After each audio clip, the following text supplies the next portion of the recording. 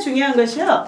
리빙이에요. 리빙. 지금 제가 있는 이 곳이 저희 집의 다이닝 룸이에요. 식사하는 곳인데 이 집의 공간을 어떻게 꾸미고 어떤 컬러를 선택하느냐에 따라서 또 완전히 이 아이들에 대한 교육은 달라집니다. 아이들이 그 성장하는 데에는. 그래서 그러한 것도 우리가 의식주를 중심으로 해서 같이 다뤄볼 예정입니다. 그러면 오늘은 먼저 다른 거보다 가장 시급한 거, 지금 밥 먹는 게 제일 중요한 일상의 일이 되어져 있고, 그리고 또 그 밥을 어떻게 먹느냐에 따라서 아이들의 이러한 정서의 함양이랄지, 그리고 또 부모님과의 소통 관계도 완전히 달라져요. 왜냐면은 우리가 기분 좋게 이것을 먹었을 때 행복하다 했을 때는 완전히 그 기분이 업 되는 거거든요.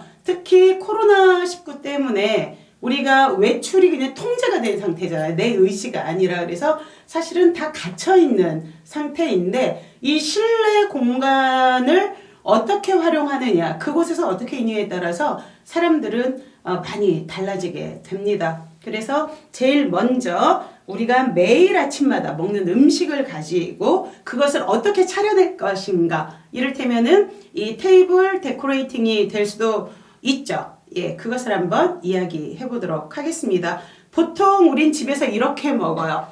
자, 이게 뭐냐면, 네, 여러분들 이런 거 냉장고에 하나씩은 다 있죠. 금산에 저희 엄마 계시는데 엄마가 만드신 엄나무로 만든 장아찌예요.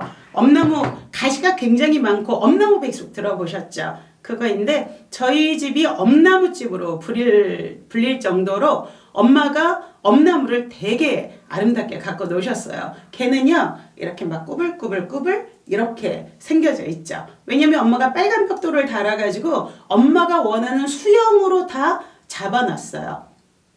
이게 바로 뭐냐면 전통적인 가정교육이에요. 전통적인. 원래 라이프 스타일 교육이 뭐지? 라고 생각을 하실 텐데, 가정교육과 라이프 스타일 교육은요, 사실 많은 차이가 나진 않아요. 왜냐하면은 가정교육이 우리가 밥상머리 교육 등등으로 해서 전통적으로 내려오고 있었죠. 근데 이 가정교육의 특징은 뭐냐면 감시와 처벌, 통제로 기반으로 해서 훈육을 하는 시스템이에요. 그런데 라이프 스타일 교육은 사랑과 자유를 기반으로 해서 협력하고 경험하는 이 공감의 교육이 라이프 스타일 교육이라고 할 수가 있습니다. 그러니까 우리가 가정교육은 부모의 의지, 이를테면 저희 엄마가 엄나무에 벽돌을 달아서 수영을 꾸불꾸불하게 다른 것과 같은 것이고, 그리고 이 라이프 스타일 교육이라는 것은 아이가 엄나무가 지가 원하는 대로 뻗어나가게 내버려 두는 건데, 이 뻗어나갈 때 뭐 사람을 다치게 한다던가